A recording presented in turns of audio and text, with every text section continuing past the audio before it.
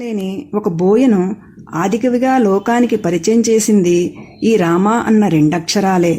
ఆకలి వేసినప్పుడు ఆహారం తినడం, దాహం వేసినప్పుడు నీరు త్రాగడం, విశ్రాంతి కోసం నిద్రపోవడం ఎంత సహజమో ఆత్మానందం కోసం రామాయణం చదవటం లేదా వినడం అంతే సహజం.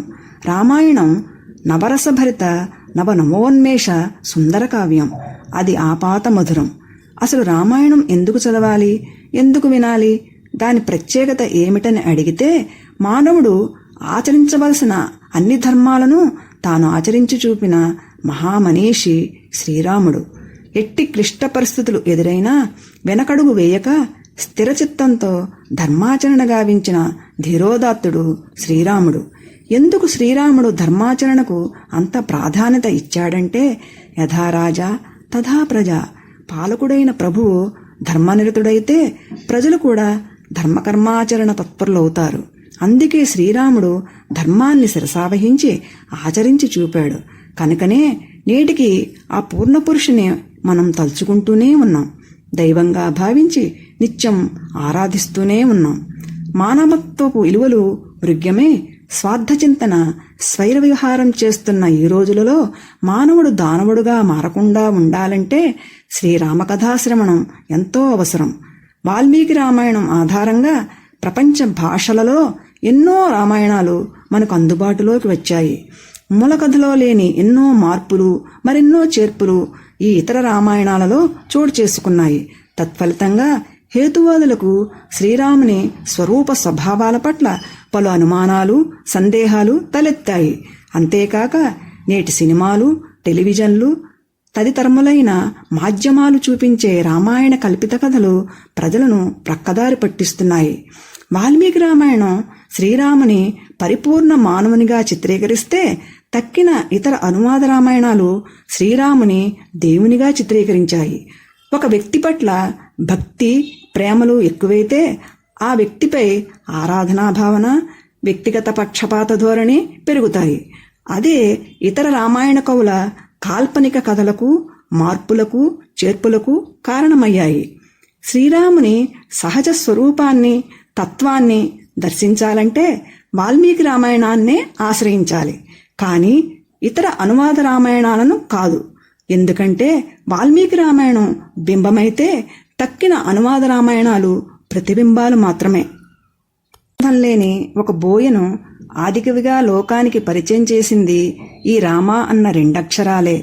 ఆకలి వేసినప్పుడు ఆహారం తినడం, దాహం వేసినప్పుడు నీరు త్రాగడం, విశ్రాంతి కోసం నిద్రపోవడం ఎంత సహజమో ఆత్మానందం కోసం రామాయణం చదవటం లేదా వినడం అంతే సహజం. రామాయణం నవరసభరిత నవనమోన్మేష సుందర కావ్యం. అది ఆపాత మధురం. అసలు రామాయణం ఎందుకు చదవాలి, ఎందుకు వినాలి, దాని ప్రత్యేకత ఏమిటని అడిగితే మానవుడు ఆచరించవలసిన అన్ని ధర్మాలను తాను ఆచరించి చూపిన మహామనీషి శ్రీరాముడు.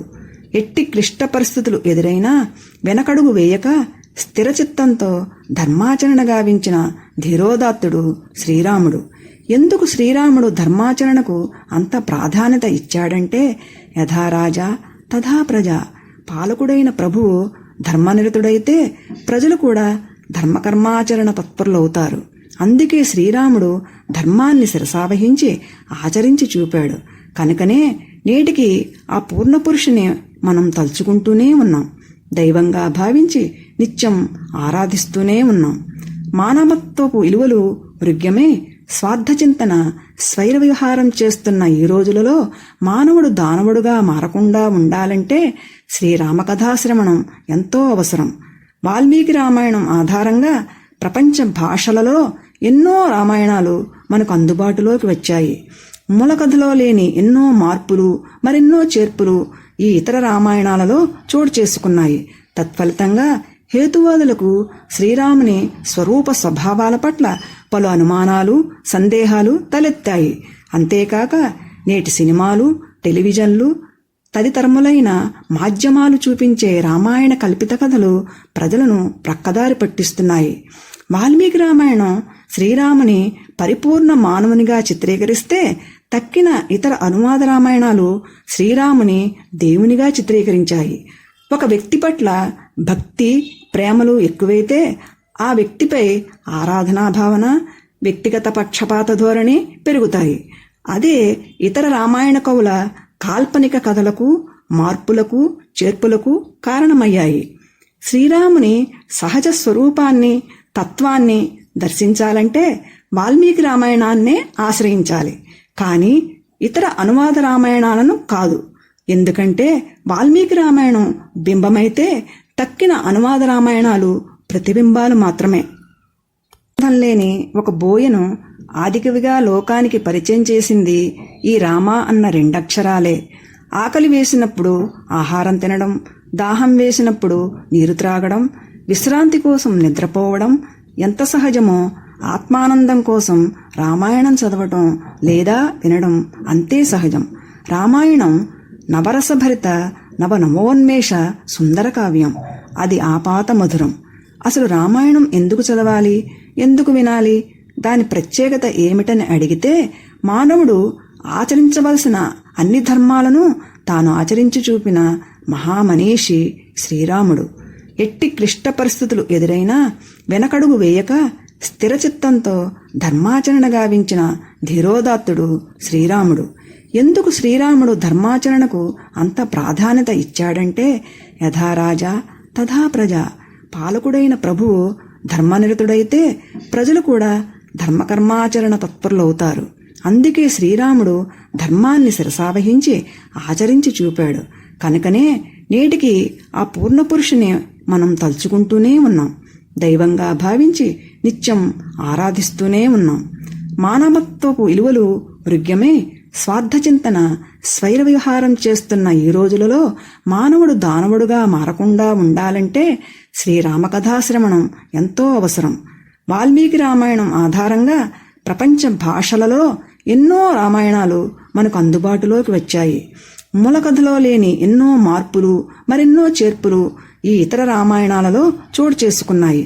తత్ఫలితంగా హేతువాదులకు శ్రీరాముని స్వరూప స్వభావాల పట్ల పలు అనుమానాలు సందేహాలు తలెత్తాయి.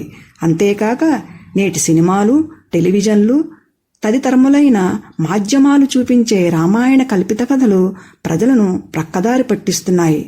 వాల్మీకి రామాయణం శ్రీరాముని పరిపూర్ణ మానవునిగా చిత్రీకరిస్తే తక్కిన ఇతర అనువాద రామాయణాలు శ్రీరాముని దేవునిగా చిత్రీకరించాయి. ఒక వ్యక్తి పట్ల భక్తి ప్రేమలు ఎక్కువైతే ఆ వ్యక్తిపై ఆరాధనా భావన, వ్యక్తిగత పక్షపాత ధోరణి పెరుగుతాయి. అదే ఇతర రామాయణ కవుల కాల్పనిక కథలకు మార్పులకు చేర్పులకు కారణమయ్యాయి. శ్రీరాముని సహజ స్వరూపాన్ని తత్వాన్ని దర్శించాలంటే వాల్మీకి రామాయణాన్నే ఆశ్రయించాలి, కానీ ఇతర అనువాద రామాయణాలను కాదు. ఎందుకంటే వాల్మీకి రామాయణం బింబమైతే తక్కిన అనువాద రామాయణాలు ప్రతిబింబాలు మాత్రమే. లేని ఒక బోయను ఆదికవిగా లోకానికి పరిచయం చేసింది ఈ రామ అన్న రెండక్షరాలే. ఆకలి వేసినప్పుడు ఆహారం తినడం, దాహం వేసినప్పుడు నీరు త్రాగడం, విశ్రాంతి కోసం నిద్రపోవడం ఎంత సహజమో ఆత్మానందం కోసం రామాయణం చదవటం లేదా వినడం అంతే సహజం. రామాయణం నవరసభరిత నవనవోన్మేష సుందర కావ్యం. అది ఆపాత మధురం. అసలు రామాయణం ఎందుకు చదవాలి, ఎందుకు వినాలి, దాని ప్రత్యేకత ఏమిటని అడిగితే మానవుడు ఆచరించవలసిన అన్ని ధర్మాలను తాను ఆచరించి చూపిన మహామనీషి శ్రీరాముడు. ఎట్టి క్లిష్ట పరిస్థితులు ఎదురైనా వెనకడుగు వేయక స్థిరచిత్తంతో ధర్మాచరణ గావించిన ధీరోదాత్తుడు శ్రీరాముడు. ఎందుకు శ్రీరాముడు ధర్మాచరణకు అంత ప్రాధాన్యత ఇచ్చాడంటే యథా రాజా తథా ప్రజ. పాలకుడైన ప్రభువు ధర్మనిరతుడైతే ప్రజలు కూడా ధర్మకర్మాచరణ తత్పరులవుతారు. అందుకే శ్రీరాముడు ధర్మాన్ని శిరసావహించి ఆచరించి చూపాడు.